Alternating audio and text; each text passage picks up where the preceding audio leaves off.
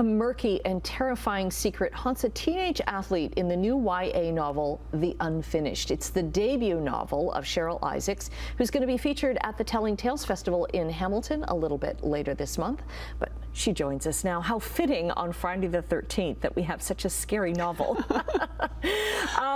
So this is set on a trail, on a running trail, and you thought about this story while you were running.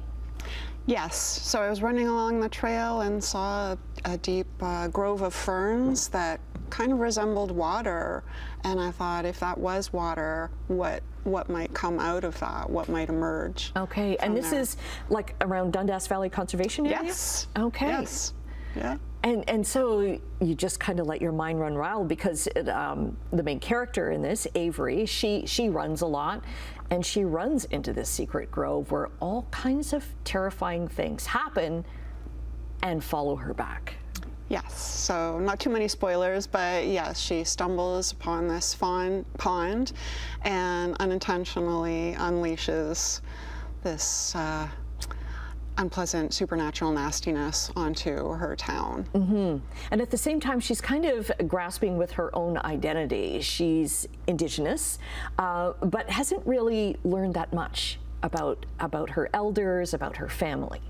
Yeah, it's really a story about being honest about who you are, what you want, and being brave enough to do something about that. So she goes on the journey of needing to trust others and accept help from her culture in order to get what she wants, which is to end this to end monster. this. Yeah. And even the title, The Unfinished, it's kind of like, oh, there's so much unfinished in her life. Exactly. You know, it could apply to Avery as well, that she herself is unfinished as a person. Yes. Reading exactly. it, I didn't feel like I was reading a YA novel, because it was just so good and it was so suspenseful. I'm like, I have to find out one more chapter. I've got to find out what happens. My job here is done. Yeah. Yeah, I think YA kind of gets a bad rap sometime, but really the reason it's YA is that it's a very young person problem, you know, finding your identity and figuring out who you are and how you relate to the world. That's all that makes it YA. And you were told that, or you told me that you were, when you first had the idea for this story, you were thinking of making it just a novel, not a young adult novel. And how do you write for one as opposed to the other? I very rarely intentionally write anything intentionally. Okay.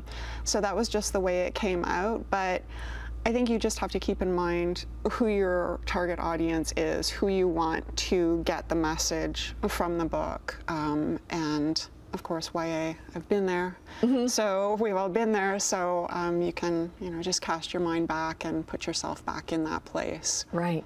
You're going to be at Telling Tales. It's a week from this weekend, so it's the following weekend, and it's a great festival. It's free. It's at the Royal Botanical Gardens, and you're going to be appearing on this Sunday. So you've got a panel that you're part of, and then you're also doing an interview. So I'm in conversation with Jen Ferguson, and then I'm on a panel as well in the afternoon. Okay. Have you been to Telling Tales before? I have not, and I'm very excited. I've heard really good things about it, so yeah, I think it'll be a really good time. It's all about sharing stories like this, and like for little readers, and it shows that kind of stories are kind of ageless. So, absolutely. As this one is. Okay. Continued success with your writing then. I look forward to maybe a sequel to this one. Maybe a sequel. Maybe a sequel. Okay, no spoilers there. The Unfinished is out now, and again, Telling Tales is coming up, not this weekend, but the following weekend. We'll get the links up on our website, chch.com.